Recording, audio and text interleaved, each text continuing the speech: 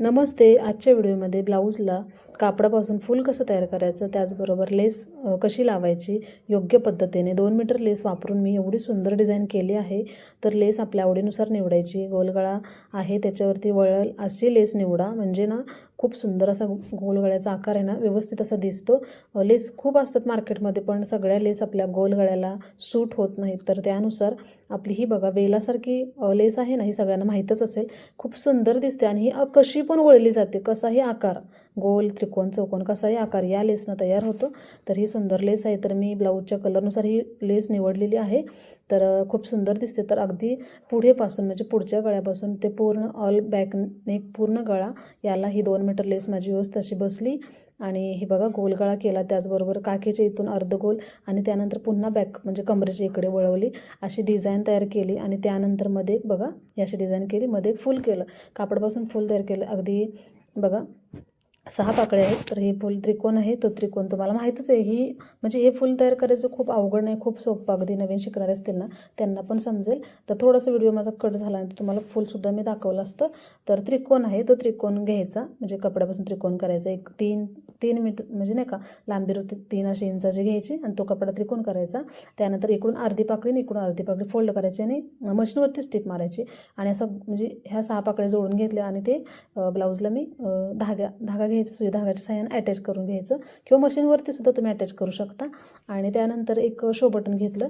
तर show button तुमच्या आवडीनुसार, आता माझ्याकडं हे गोल्डनचंच होतं तर मी तेच यूज केलं, पण खूप सुंदर दिसतं, असं उठून दिसतं. तर बघा त्यानंतर मणी होते, हे गोल्डनचेच मणी आहेत. तर काय मी म्हणजे माझ्या आवडीनुसार हे मणी लावले. तुम्हाला आवडत असतील तर लावा, नसेल तर नाही लावलं तर फक्त शो बटन लावलं ना तरीसुद्धा चालतं. बघा तर माझ्याकडे हे मणी होते, असेच पडूनच होते. तर म्हटलं चला लावूया आपण, बघूया सुंदर असा लुक दिसतोय का. तर खूप भारी म्हणजे एकदम सुंदर असा लुक दिसत होता. तर एकदा म्हणजे एक राऊंड घेतला गोलमण्यांचा. तर परत अजून मणी शिल्लक राहिले, तर म्हटलं अजून एक राऊंड घ्यावं, असे 2 राऊंड घेतले. आणि बघा एवढं सुंदर दिसत होतं ना, म्हणजे अगदी ना एकदम असा पॅच कसा असतो सेम त्याच पद्धतीने हा लुक आलेला होता आपला.